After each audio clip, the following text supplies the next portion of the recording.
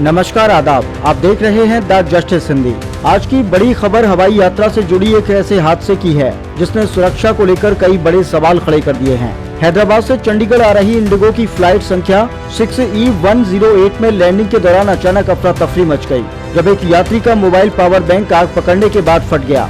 मिली जानकारी के अनुसार ये फ्लाइट मंगलवार दोपहर करीब 3:32 पर मोहाली स्थित शहीद भगत सिंह इंटरनेशनल एयरपोर्ट पर सुरक्षित लैंड हुई थी, लेकिन लैंडिंग के कुछ ही मिनट बाद लगभग 3:35 पर विमान के अंदर अचानक धुआं उठने लगा और देखते ही देखते स्थिति बिगड़ गई। बताया जा रहा है कि फ्लाइट की 39F सीट पर बैठे एक यात्री, जिसकी पहचान देवांश के रूप में बताई जा रही है, उसके मोबाइल से जुड़े पावर बैंक में अचानक आग लग गई।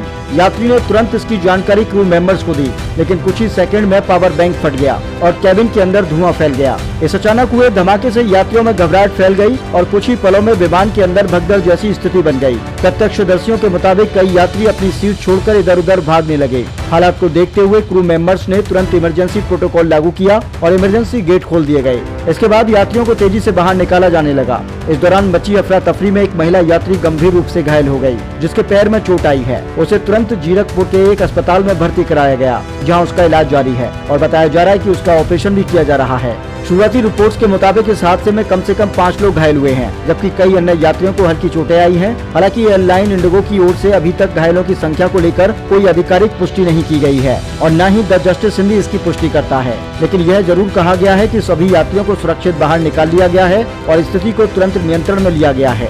विमान में मौजूद यात्रियों ने इस पूरे घटनाक्रम को बेहद डरावना बताया। उनका कहना है कि हादसे के वक्त विमान रनवे पर था और लैंडिंग पूरी हो चुकी थी। कुछ यात्रियों ने यह भी दावा किया कि संबंधित यात्री लैंडिंग के दौरान अपने मोबाइल फोन का इस्तेमाल कर रहा था और पावर बैंक उससे जुड़ा हुआ था। ऐसे में यह सवाल उठ रहे हैं कि क्या लैंडिंग के दौरान इलेक्ट्रॉनिक डिवाइस के इस्तेमाल को लेकर नियमों का सही तरीके से पालन किया गया था या नहीं।